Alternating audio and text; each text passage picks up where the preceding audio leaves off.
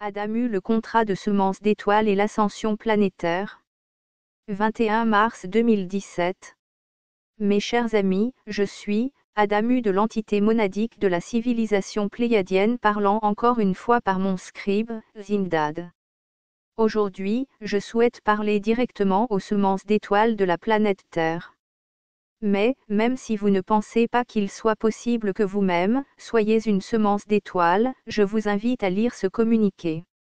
Je pense que toute personne ayant un cœur ouvert y trouvera de la valeur. Donc, mes chères semences d'étoiles, j'ai tellement de choses à partager avec vous dans cette mise à jour. Tant de points à aborder pour atteindre ma conclusion. Et ce dernier point est une invitation à vous rappeler qui vous êtes vraiment, afin que vous puissiez entrer dans votre puissance créatrice divine.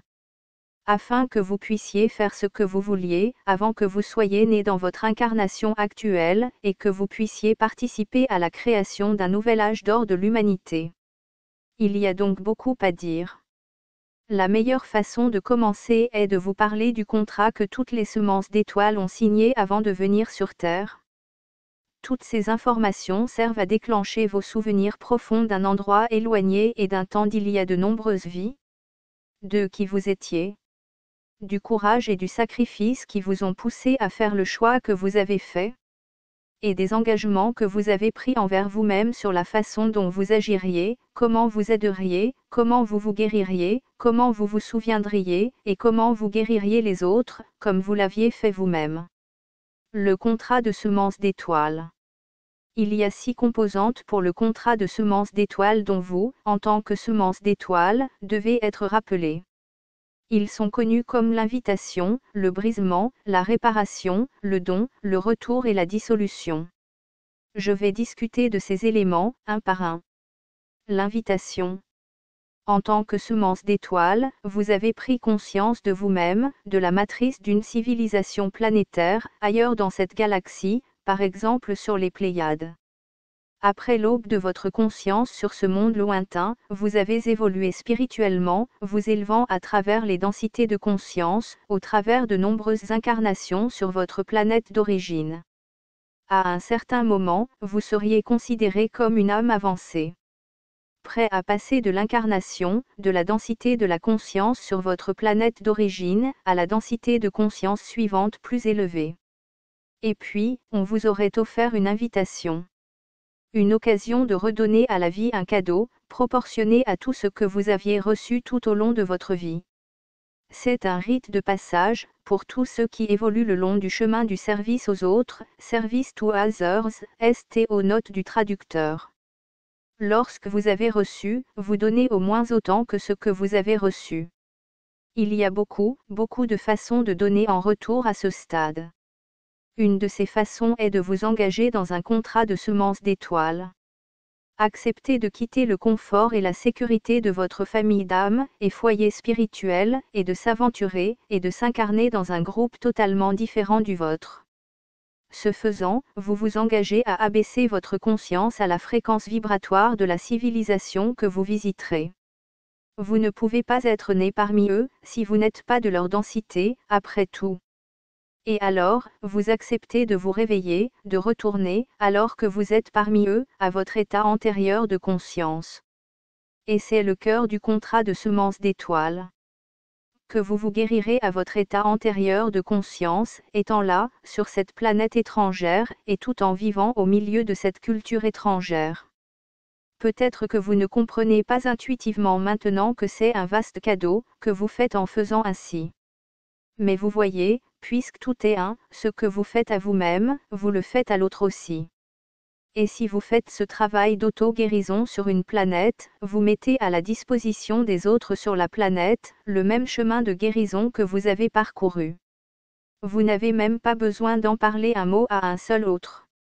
Juste la guérison de vous-même, alors que vous êtes dans leur grille de conscience planétaire est, en soi, un cadeau magnifique à leur civilisation.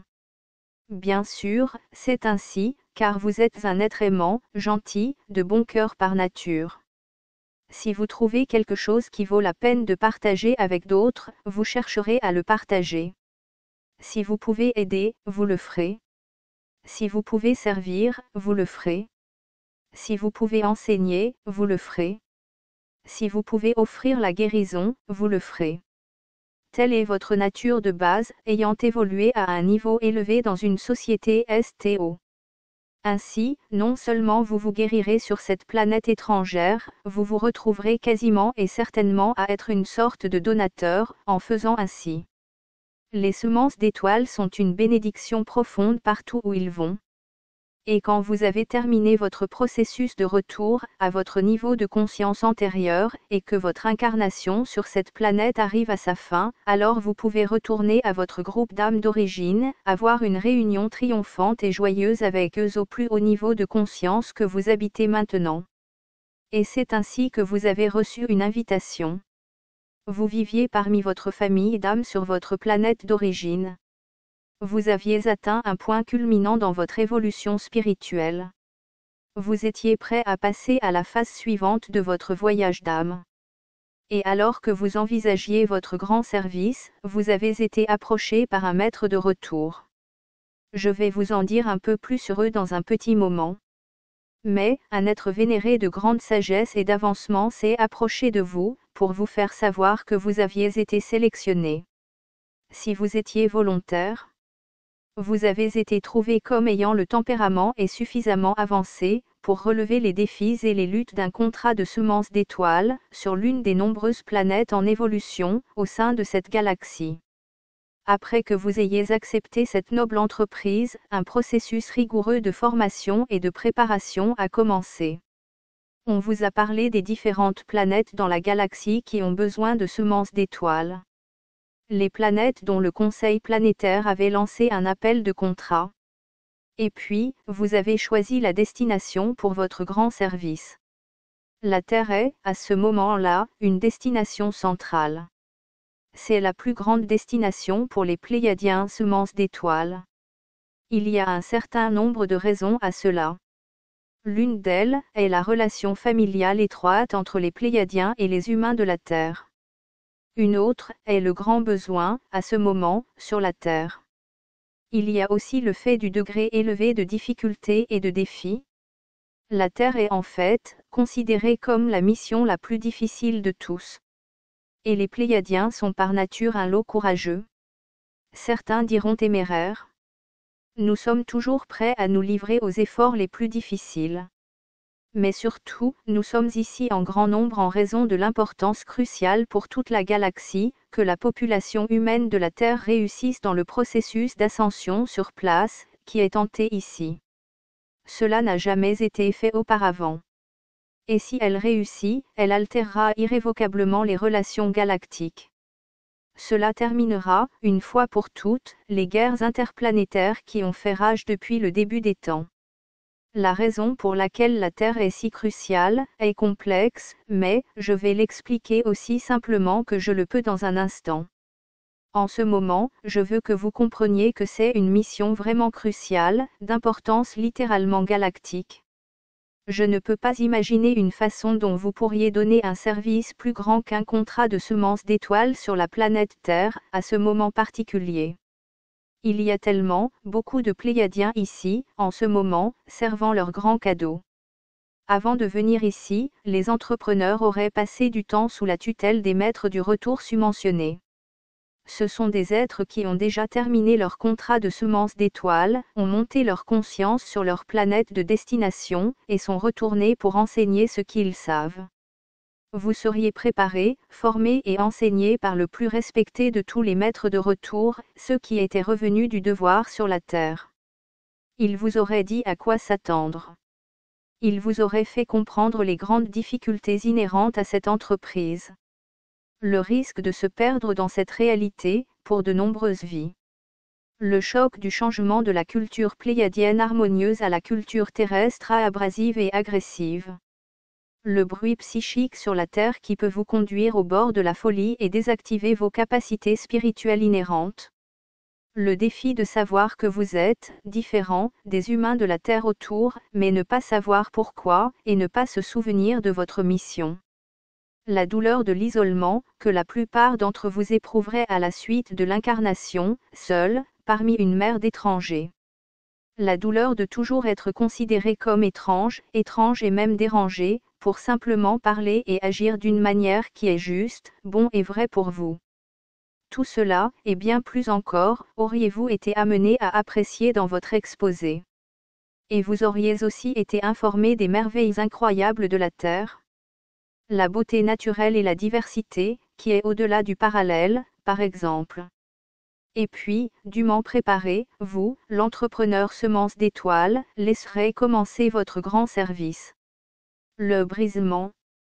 La partie la plus difficile de l'accomplissement d'un contrat de semence d'étoiles vient en premier. Afin d'abaisser les vibrations spirituelles de la haute 4e, 5e ou même 6e densité, à laquelle vous avez résidé avant le début de votre contrat, vers la 3e densité basse, à laquelle vous devez entrer dans votre service sur la Terre, vous devez d'abord passer par un processus appelé le brisement. Les termes de chaque brisement de semence d'étoiles sont convenus à l'avance, par la semence d'étoiles avec leur guide spirituel, et les maîtres de retour sur place pour les conseiller. En principe, il faudrait avoir 2 expériences. L'une étant une expérience en tant que victime, et l'autre étant une expérience d'agresseur. Mais celle-ci devrait être suffisamment choquante pour les semences d'étoiles, qu'ils causeraient une rupture de leur croyance dans leur propre bonté et la bonté des autres. En substance, la croyance de la semence d'étoiles dans leur propre divinité inhérente et la divinité inhérente de tous les autres, est ce qui est brisé. Cesser de se voir comme une partie de l'unité éternelle, et se voir à la place comme un simple objet de création, est l'objectif final. Et avec cela, bien sûr, de croire que tous les autres autour de vous sont tout aussi mortels, perdus, impuissantes petites créations. Sans ce brisement, vous ne pouvez pas abaisser votre conscience à la dualité profonde de la 3e densité, la fréquence vibratoire de la Terre. Et si vous n'abaissez pas votre fréquence, vous ne pouvez pas être né sur la Terre comme l'un d'eux, comme un humain de la Terre. Et c'est ainsi que vous avez accepté. Vous avez accepté, et contracté pour, le brisement. Dire que ces expériences sont traumatiques, est un euphémisme. Mais c'est la seule façon de surmonter un vernis de méfiance, et de se déconnecter de l'âme, qui sait profondément que, réside dans le cœur de la semence d'étoiles que tout est amour, que tout est un, que tous portent une étincelle du divin en eux-mêmes. L'expérience doit, par sa nature, être traumatisante. Être brutalisée par les autres. Violée, torturée, maltraitée. Être brûlée au bûcher comme une sorcière. Être soumis à des atrocités réitérées en tant que soldat, ou en tant que civil pris dans une guerre. Être enterré vivant. Être rejeté par votre tribu pour mourir de faim, seul dans le désert. Ces types d'expériences en tant que victime, sont la première partie du brisement.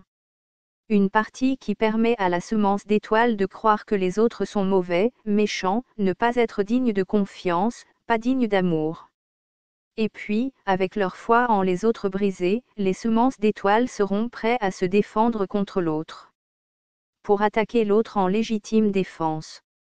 Et ainsi, généralement dans une vie séparée, les semences d'étoiles se retrouvent également perpétrant l'abus et la cruauté sur d'autres.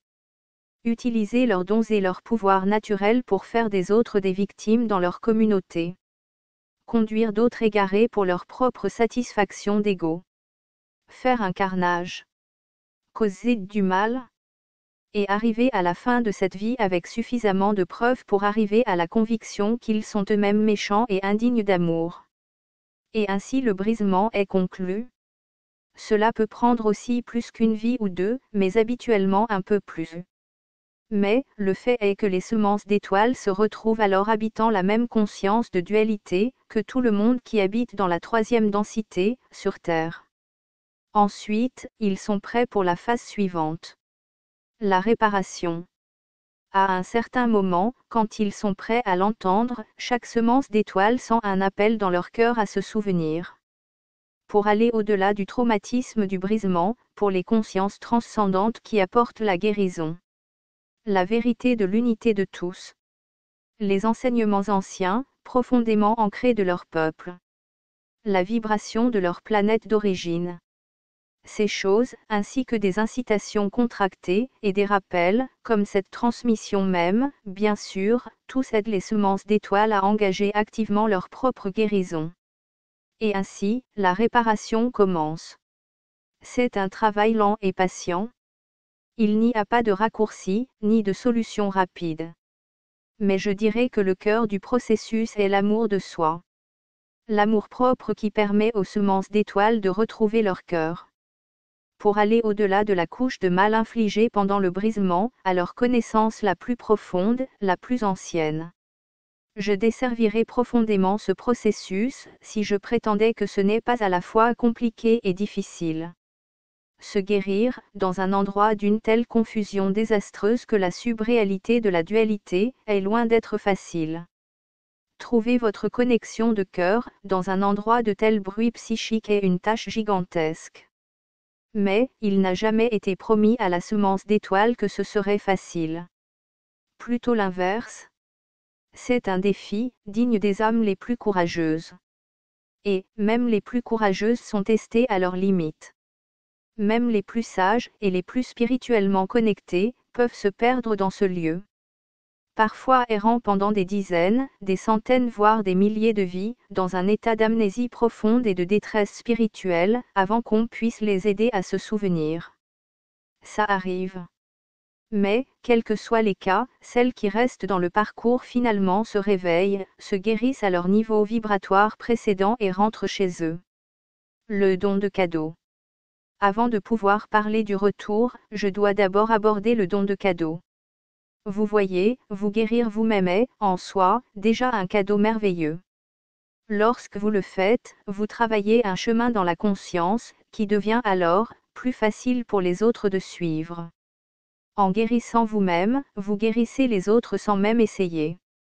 Et, comme mentionné précédemment, la plupart d'entre vous, par défaut, offrent également toutes sortes de cadeaux merveilleux et affectueux à ceux qui cohabitent votre réalité, juste parce que c'est le genre d'être que vous êtes. Ainsi, quand vous aurez guéri, quand vous serez prêt à revenir, il vous sera facile de soutenir que vous aurez déjà donné votre plus grand cadeau à la Terre et à ses habitants. Mais, pour beaucoup d'entre vous, ce ne sera pas suffisant. Beaucoup d'entre vous vont franchir le seuil, sortir de cette vie et puis, peu de temps après, vous trouver déçu de vous-même. Beaucoup d'entre vous diront quelque chose comme « Oh, non, il y avait quelque chose de vraiment important que je voulais faire alors que j'étais encore vivant sur Terre. J'aurais pu le faire. J'étais là. J'avais tout ce dont j'avais besoin pour le faire, mais je ne l'ai pas fait. » Beaucoup d'entre vous auront un assez fort ressenti à ce sujet, tel que vous demanderez de revenir à l'incarnation. Certains retourneront à cette même incarnation, d'autres commenceront une nouvelle incarnation, alors que d'autres auront une expérience alternative, comme être un walk-in, par exemple. Mais je ne veux pas m'embourber dans de tels détails, aussi intéressants que beaucoup d'entre vous les trouverez. Le fait est que, je vous invite à prendre conscience de cette question pour que vous puissiez y réfléchir maintenant. Lorsque vous augmentez votre conscience et que vous guérissez, donnez du temps, de temps en temps, à cette pensée, quelle chose aimeriez-vous faire pour ce monde? Quel message devez-vous livrer à ce monde? Quel cadeau pouvez-vous laisser derrière vous? Qui vous laissera vous sentir satisfait et complet lorsque vous vous éloignerez d'ici? Lorsque la réparation et le don de cadeau sont terminés, le retour débute. Le retour. Avec le retour, les portes de la galaxie, et au-delà, vous sont ouvertes. Après avoir réussi à revenir d'un contrat de semences d'étoiles, en particulier un contrat difficile, profondément dans les densités de l'oubli comme sur Terre, vous avez des options infinies quant à où vous allez ensuite. Vous avez sans doute entendu parler des maîtres ascensionnés. Eh bien, vous rejoindrez leur rang.